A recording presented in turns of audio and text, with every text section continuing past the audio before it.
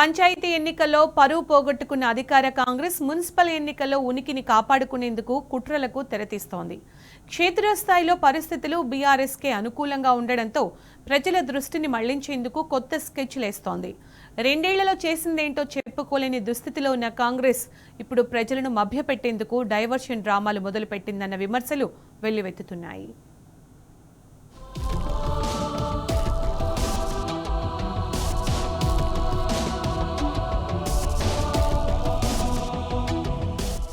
Municipal ఎన్నికలు కాంగ్రెస్ పార్టీని పరేషాన్ చేస్తున్నాయి. అధికార పార్టీకి పంచాయతీ ఎన్నికల్లో ఎదురుదెబ్బ తగలడంతో మున్సిపల్ ఎన్నికల్లో డైవర్షన్ పాలిటిక్స్ కు పాల్పడుతోంది.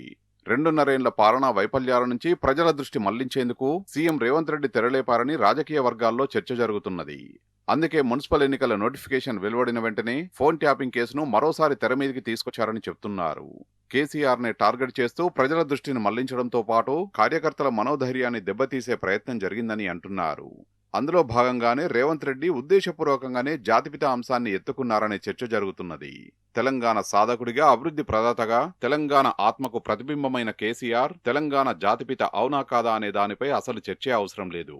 కానీ డైవర్షన్లో భాగంగానే ఈ అంశాన్ని సాగదీస్తున్నారని అంటున్నారు.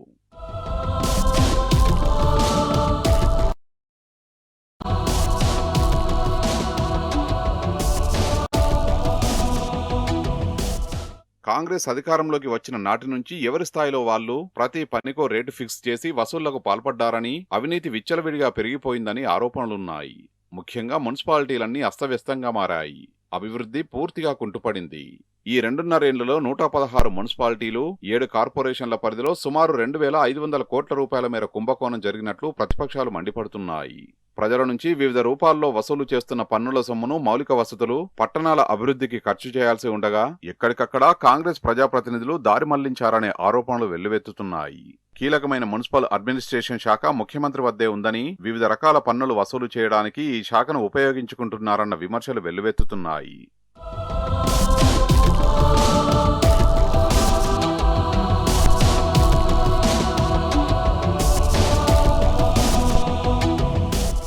తెలంగాణ రాష్ట్ర అవతరణకు ముందు రైతుల పరిస్థితి దయనీయంగా ఉండేది.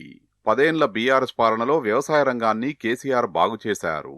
రైతు బంధు, రైతు బీమా, 24 గంటల నిరంతరాయ ఉచిత కరెంటు, రుణమాఫీ తదితర పథకాలతో వ్యవసాయానికి పునరుజ్జీవం పోశారు. కానీ రేవంత్ పాలనలో రైతులు సంక్షోభాన్ని ఎదుర్కొంటున్నారు.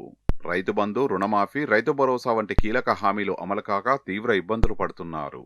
కేసీఆర్ ప్రభుత్వం నాటుకు మధ్య రైతు బంధు వేస్తే, రేవంత్ ప్రభుత్వం ఓటుకు మధ్య రైతు భరోసా ఇస్తోందని స్వయంగా రైతులే విమర్శిస్తున్నారు.